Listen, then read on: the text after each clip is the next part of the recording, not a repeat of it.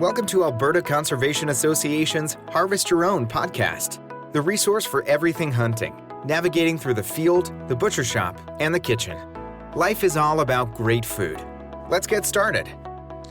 Welcome to the podcast. I'm your host, Brad Fenson, an avid outdoor enthusiast who has worked as a freelance journalist, photographer, and public speaker for over 3 decades.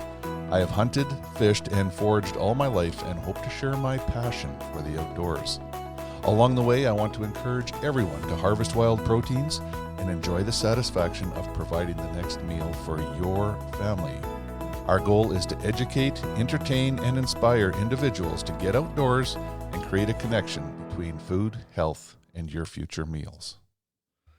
Welcome to Harvest Your Own. Today I've got, I'm going to call him an old friend. We went to the same college together in Lethbridge and sort of followed in the same path for careers over the years with different conservation organizations, and then sort of headed in different directions. And I haven't seen him for years, but Perry McCormick, who is currently with Pheasants Forever, Alberta, and Pheasants Forever, Canada. Is that correct, Perry? You betcha, Brad. Yeah, I'm the president of Pheasants Forever Canada, and I'm involved as the managing director for Pheasants Forever Calgary chapter. Right, and quite an active group. You guys sort of set the bar very high for fundraising for conservation in Alberta.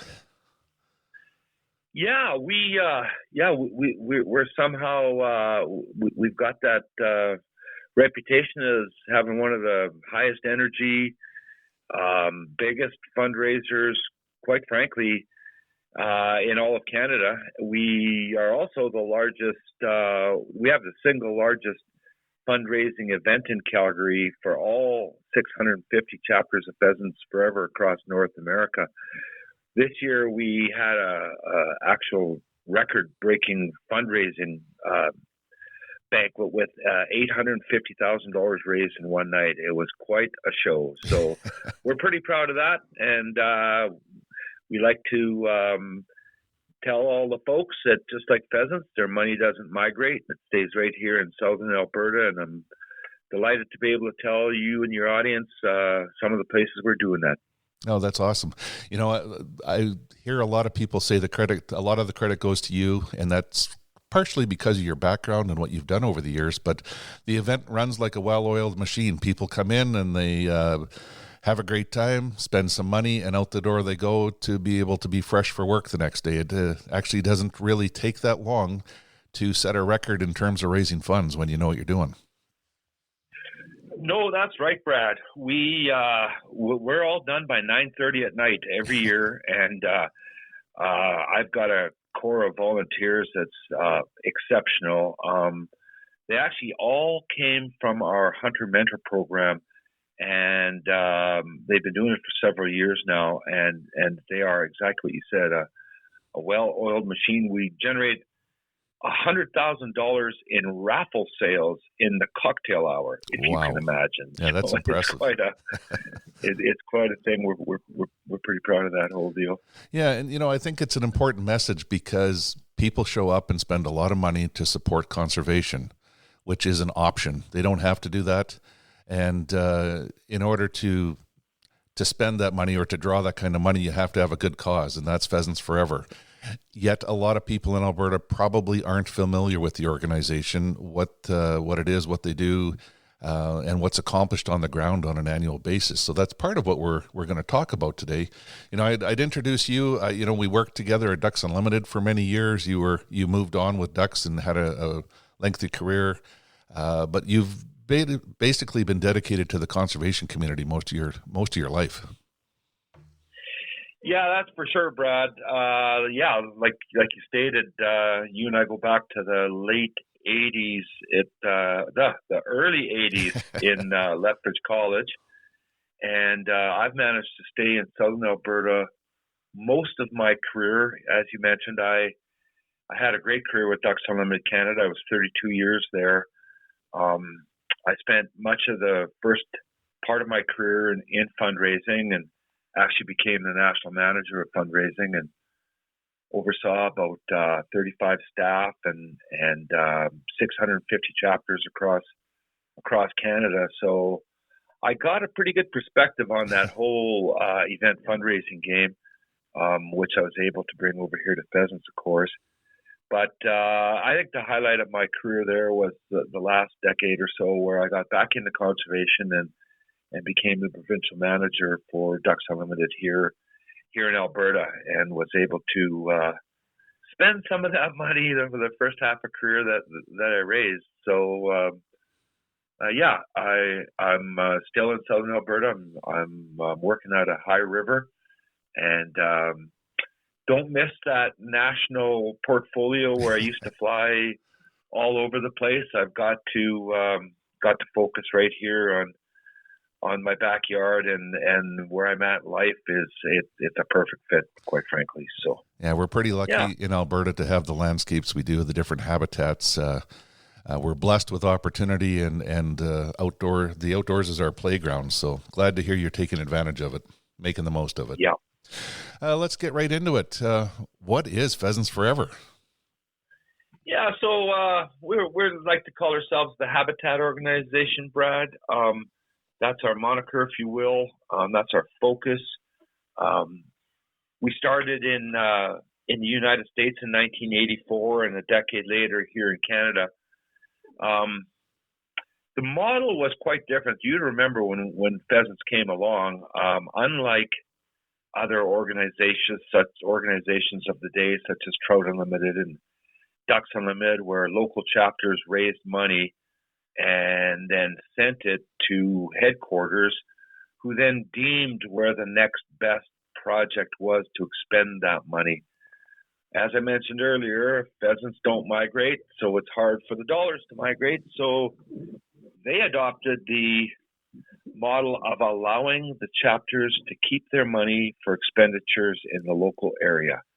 And that's what sets us apart from other organizations. And quite frankly, over time and through COVID, that delegation, if you will, has proven to be successful in that Pheasants Forever's event program is still healthy and vibrant and growing. And I'm not sure we can say the same about all other organizations today. So it's a unique model. It's one that seems to work. And yeah, we're doing the best we can here, like I said, right in our backyard. So our vision, Brad, is to ensure sustainable habitat for upland game birds. And in southern Alberta, that means ring-necked pheasants, Hungarian or gray partridge, and then our native grouse, sage grouse, and our sharp-tailed grouse. Our mission is to conserve and enhance habitat for pheasants and other wildlife. So that's about it. We're 2 chapters strong in Canada. We have our Chinook chapter out of Medicine Hat, and our Calgary chapter. Calgary chapter's annual budget is over $1 million now. Collectively, we're at about $1.25 million of 2 chapters, over 1,000 members. So yeah, that's kind of who we are, and our focus is habitat. And our conservation partners, if you will, include Alberta Conservation Association, Ducks Unlimited, Canada, Alberta Hunter Education Instructors Association, and Alberta Wilderness Association, Alberta Fish and Game Association, and their new name, Alberta Wildlife Federation. Wildlife, yes. So, well, I think that's who we are. Yeah, I think there's lots there that would resonate with Alberta outdoor enthusiasts. People love it when their money stays in their own community. In this case, Alberta. And when we talk about anything habitat-wise, Albertans have long been willing to do that. You know, I remember when ACA went around and talked about license increases and have a levy increase on our license fees, and most people were like, as long as it's going to conservation, we can live with it.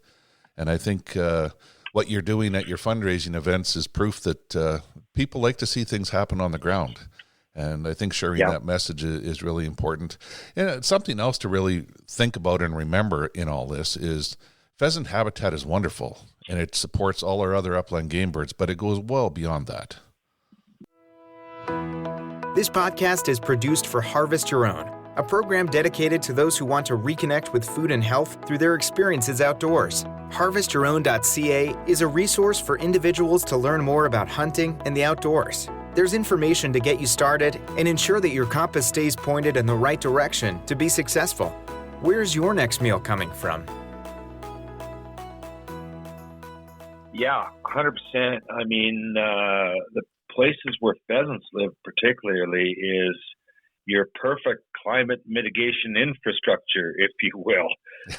If you've got pheasants, you've got a healthy environment around you. They are a barometer for habitat conditions like no other barometer species is. I mean, they take the best of they need the best of the habitat, the healthiest of the habitat, and when you got pheasants, you've got that. So you're 100% right. Yeah, it's interesting. Pheasants are actually a relatively new species in Alberta. If I remember correctly, the very first pair of pheasants were released in 1908, just outside of Calgary.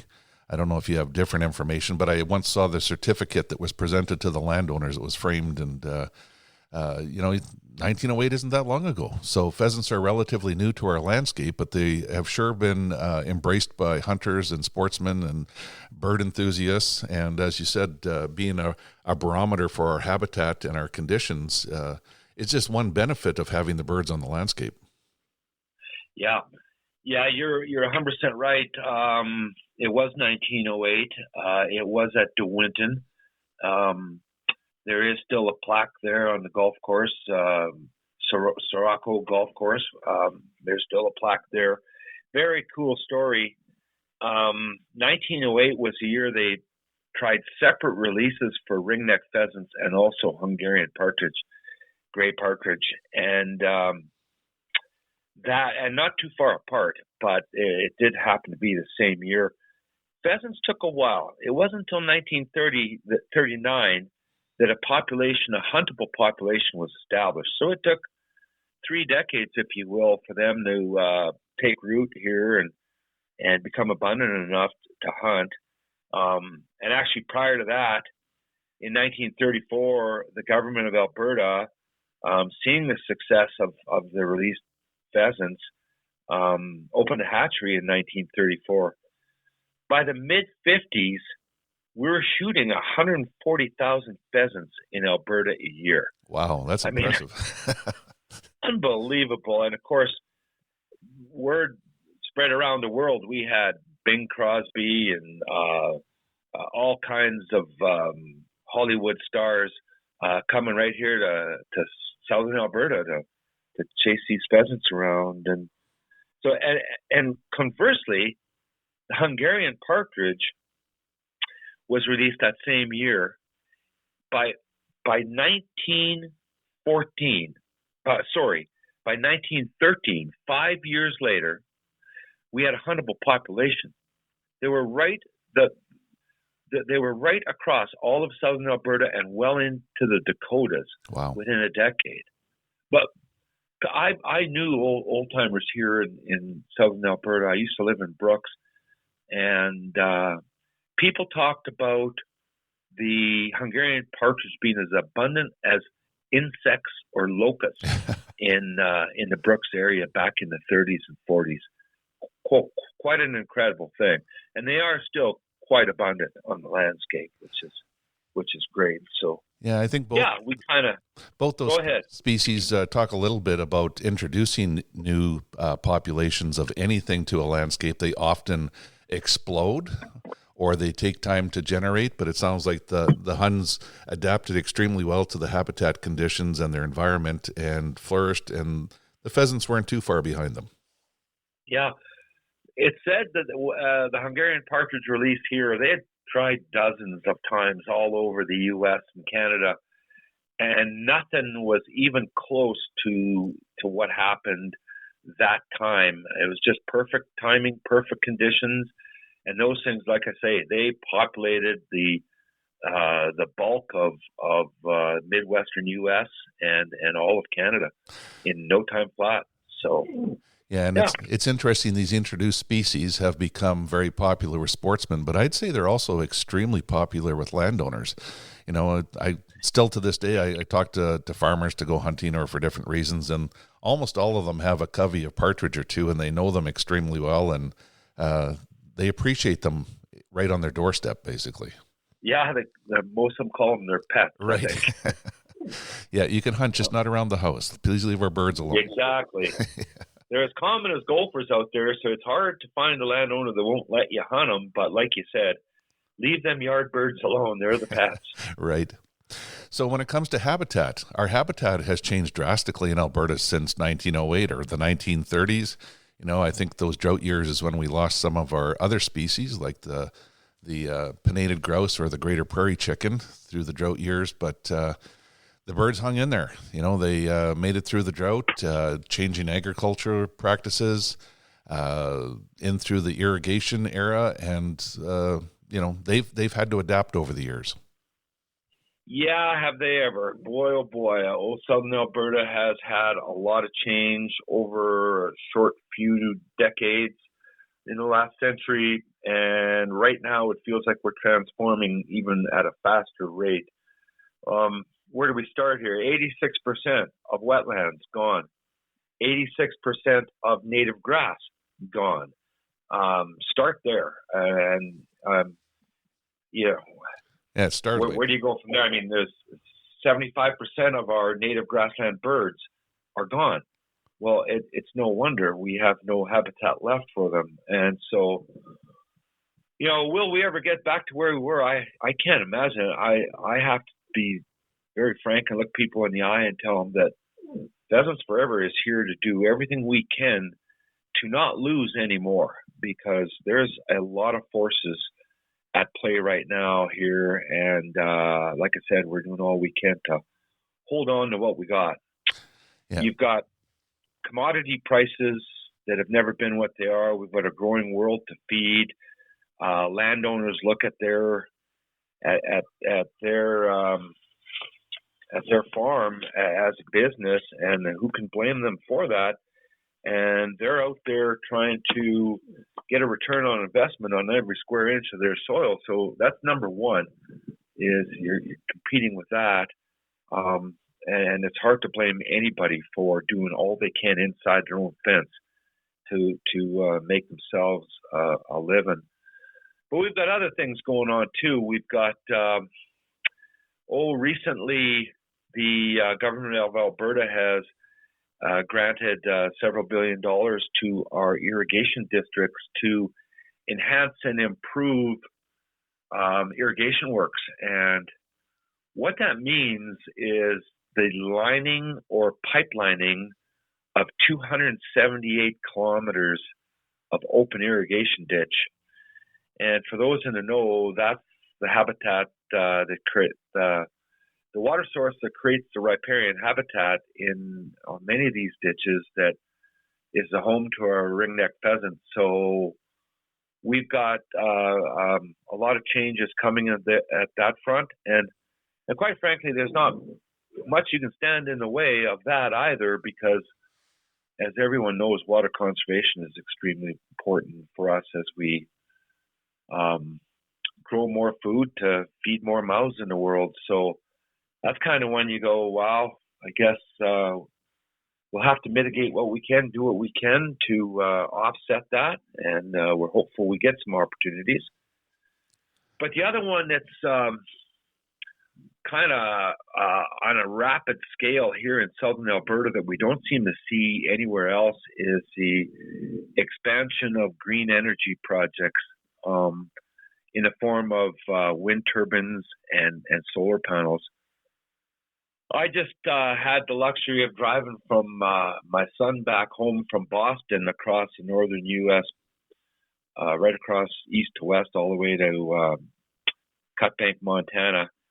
And I've also been driven down to Mexico this year.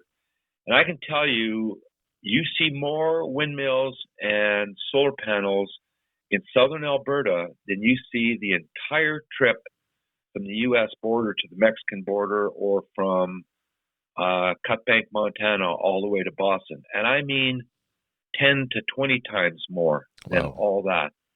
Yeah, it's just a reality. We have an open electrical market here in southern Alberta, and lots of sunshine and lots of wind, and it's kind of if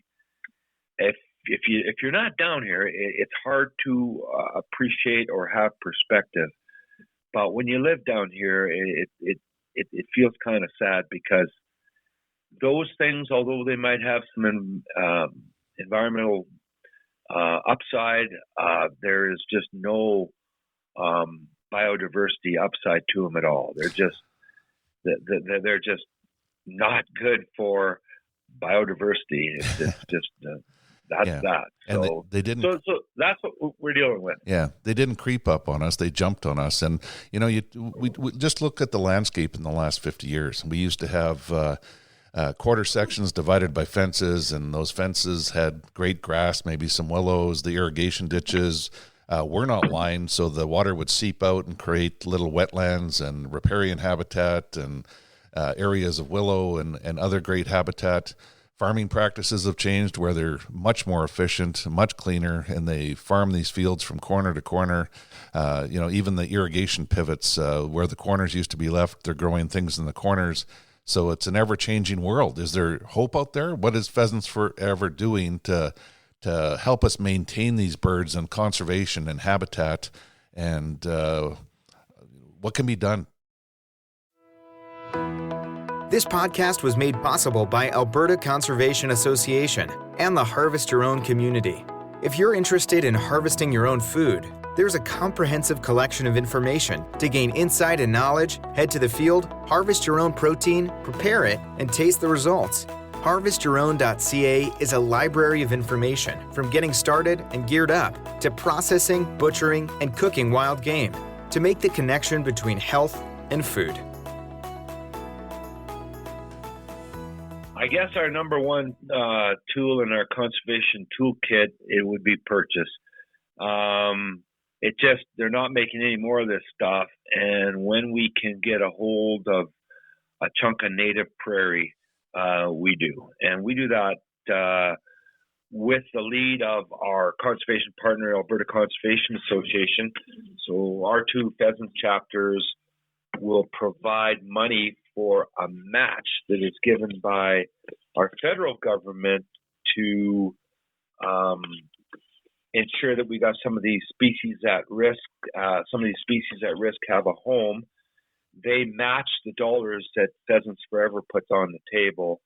And like I said, our last big purchase was a 1.5 sections down in the Many Berries area, Many Berries Creek project, it's called. Encourage anybody to get on out there. They've got all three huntable upland bird species there. The sharp-tailed grouse, the Hungarian partridge, and the ringneck pheasant exist there. So when those parcels come up, we're quick to grab them. We also help enhance any properties that any of our conservation partners might be involved in. We like to make sure that there's an upland game component on any purchases. We kind of got lucky out the gate. Several years ago, the town of Warner had some water issues, water quality issues. There was just simply a lot of blue-green algae in the system, and it was causing water to be unpotable. So they looked at it and kind of came to us and Alberta Conservation Association and asked if we would consider helping to fix the riparian area around the reservoir. And we literally fenced the entirety of it. For years, it had been trespass farmed by local ranchers and farmers who, quite frankly, knew no difference. The land was there, not being used. And of course, with all the applications of fertilizer that go into cereal crop production now, those products were ending up in the lake, as was the all the cattle droppings were ending up there too. So we literally fenced the whole thing and seeded it all back to perennial cover, put a bunch of shrubs in, and created a system that purified the nutrients going into the lake. It cleaned the water right up, and made 100%. And the cool thing that from there, the St. Mary's River Irrigation District, who saw this and realized that they've got, I think, 11 reservoirs of their own and several hundred kilometers of canal, saw the effects and came to Alberta Conservation Association and asked if they would consider doing the same treatment to all of their water storage reservoirs and canals. And so we've been closely involved with ACA on making that happen. It's called the Connectivity Project, and anywhere we can throw support into making sure riparian habitat or native prairies intact, that's what we're going to do. So those are kind of two of our bigger conservation blocks, but that's not all we do. You touched on it earlier, Brad, about the edges and how literally some of these corporate farms are farming from pavement to pavement, and there's just no habitat left at all. We saw this a few years back, and we started a gray partridge strategy, and it was twofold. We partnered with Ducks Unlimited Canada on a program called Marginal Areas Program, whereby we provide seed for perennial cover for small parcels of land that are unproductive to a landowner. Those spaces that probably cost the landowner more in inputs than they get in return. And we offer to put this back into perennial cover. We signed a 10-year agreement with them, and that's one small way that we're helping. But we also started a campaign about 4 years ago now called Save the Edges. The UCP government years back, about 7 years ago, wrote a strategy document, and they in there talked about enhancing the protection of ditches, roadside ditches, and right-of-ways in southern Alberta. We had noticed that these things were slowly disappearing, and the only reason why is because we've got some old partridge hunters that go to the same areas for 30, 40 years now and have noticed a drop in population and a change in the landscape, and that is the loss of these right-of-ways and loss of these ditches, roadside ditches. And it's the same thing that happened at Milk River Ridge. It's trespass farming. It's not understanding the value that these things provide to society.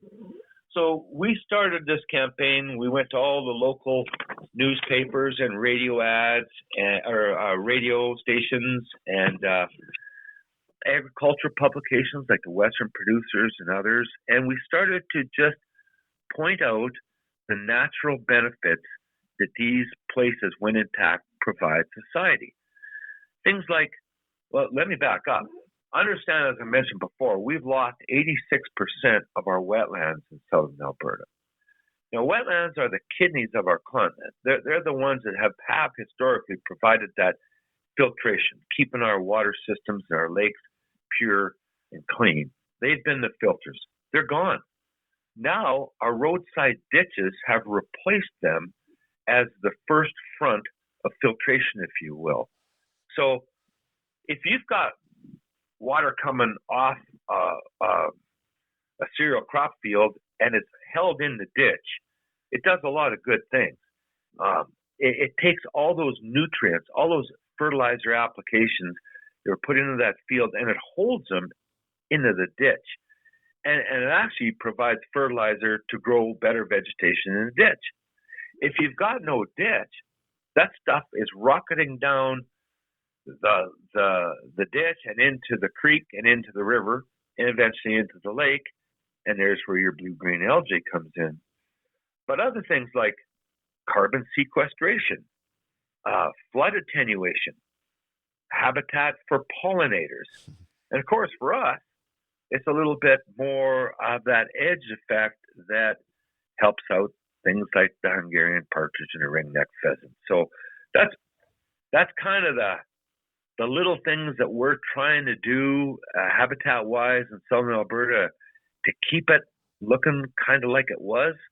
And so anyways, that's a couple of the programs, Brad, that we're focusing on right now.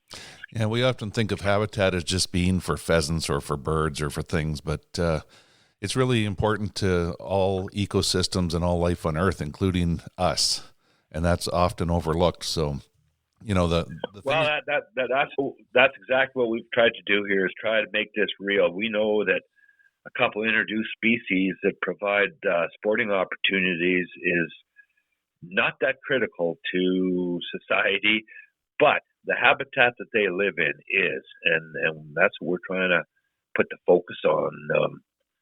I hate to call it climate mitigation projects, but I kind of like habitat better, but we'll work with whatever we have to. Right. Yeah, it's interesting. Just, you know, the things you're doing are not insignificant. When we talk about the overall losses and then the influence that you have on local landowners and irrigation districts, the habitat influence is large and it benefits everyone. Yep. It's not just habitat for the species, it's habitat for all of us. And it actually increases productivity for local landowners, improves their water quality, helps with water recharge. There's so many different things that people don't look at, but you know, that colorful ringneck pheasant is sure a good salesman for a lot of that. 100%. That's very well said. Yep. Now, habitat is great, and it sounds like, you know, you guys raise money, but you don't sit on it. So you make sure it gets spent. It's well spent. It's going to influence the future of conservation, habitat, species, hunting, all the rest of it. Can the average person access these lands?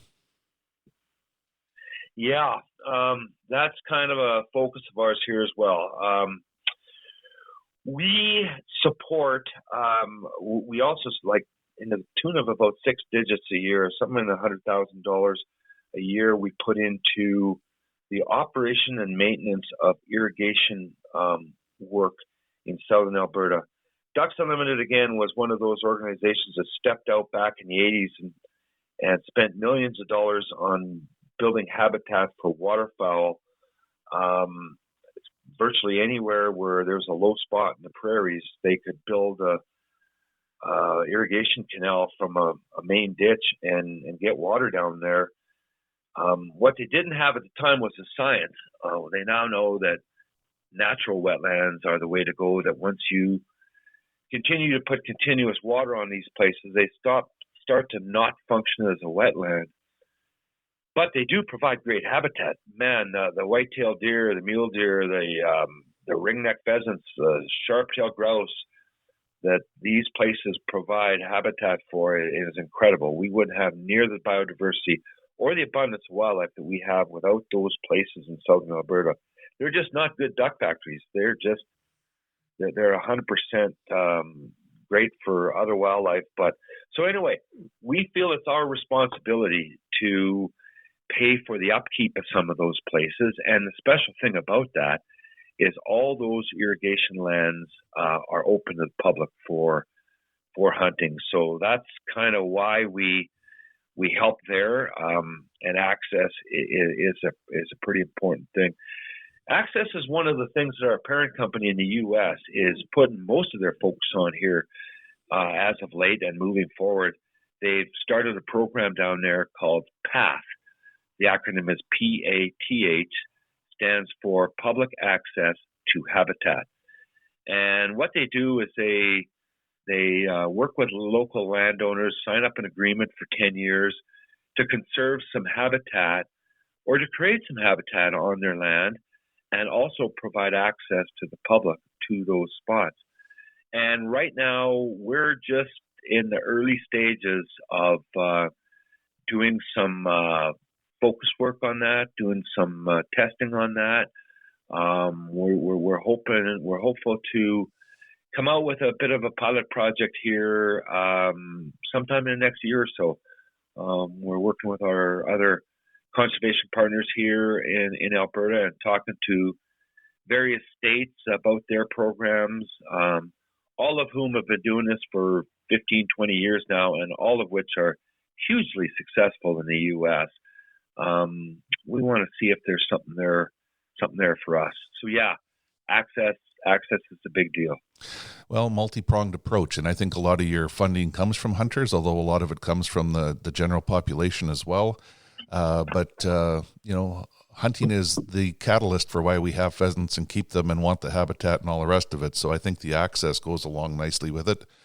But you're also looking to the future, trying to maintain hunting and its value. And Pheasants Forever offers mentored hunts as well. 100%. We have a youth program. We do work with Alberta Hunter Education Instructors Association in getting young folks out to try the shooting sports for the first time. But our signature program is our first pheasant mentor hunt. We do a couple of those a year here in southern Alberta, and we focus on post-secondary students, university students, if you will, college students. We see a high return on our investment.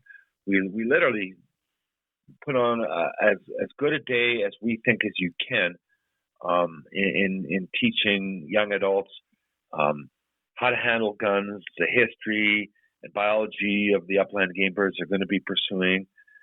We then take them on a legitimate hunt with another person and a couple mentors and a dog handler. We use North American Versatile Hunting Dog Association folks for their expertise in dog handling, and I've got a controlled exercise, if you will, very safe. And then we end up showing them how to clean them and how to cook them and where to go. And then when we tell them we've got some volunteer needs for fundraising, and we're going to be calling on them, and virtually all of our volunteers have come from that program. So, and they all hunt right away. So it's a wonderful thing. We hope that some of those folks will eventually be conservation leaders for Pheasants Forever and other organizations. So yeah. Create your future. Don't just count on it being there. That's a pretty interesting program. We've shared a pile of information, and I hope we open people's eyes to what Pheasants Forever is, what they do. What we haven't touched on is how they can get involved. Like, people should be members. Obviously, it's a great organization, puts their money where their mouth is, makes things happen on the ground, influences society, agriculture, future learning, all the rest of it. People should be members, and they can get involved in many ways. You're darn right. Please get on the website, Pheasants Forever Canada, and you'll find links to the Calgary chapter or the Chinook chapter. There's usually a raffle ticket or two to buy on those sites, and yeah, we hope you become members. It's a great magazine. It comes out bi-monthly, 6 times a year. You get a calendar, you get a decal, and it's for $45 in Canadian funds if you buy from the PF Canada website, and it's $45 US if you go through to the Minnesota head office. So buy your membership in Canada and save yourself a little bit of money and get yourself the greatest upland journal that's made. Yeah, membership does have its benefits, and anyone that enjoys the outdoors in southern Alberta, you mentioned the influence on mule deer, whitetail, all the other species, water quality, community. There's a lot there to be proud of and be part of. So I hope that the conservation-minded people and the hunters of Alberta do flock to your website and they show up. Don't worry about the chapters being in Calgary and Medicine Hat. That's where the pheasants are centered. People could even start a chapter somewhere else if they wanted to. You're darn right, Brad. We used to have one in Lethbridge. We'd like to get back there. We'd love to have one in Brooks. We'd love to have one in Red Deer, Edmonton, you name it. We're sure hoping that we can expand, and we're in a good place right now. We're hitting over our weight, and got a good relationship with the government of Alberta, and hope to be announcing some exciting new projects here moving forward. It sounds like you guys are on the right track, and congratulations on your successes. And I hear a lot of partnership and working with others and working with government and influencing, and I think that goes a long ways. And I know that comes a little bit from your conservation background. So thanks for everything you do as well, Perry. Hey, thanks very much, Brad. Great to catch up with you again, and best of luck with this podcast and all other things you're up to. Sounds good. Hopefully we can share a flush sometime in the future. All right. Sounds awesome. Yeah. We hope to inspire people to reconnect with nature and appreciate where your food comes from by harvesting your own. For more information on getting started or to learn specifics about the Field to Fork experience, visit harvestyourown.ca and follow on Facebook and Instagram. Check back often for new material, recipes, and videos that are posted regularly. Please subscribe to Harvest Your Own podcast and take the time to rate and review the show to help us build a dedicated core of passionate hunters as our regular audience. Until next time, embrace the outdoors and all it has to offer. Thanks for joining us.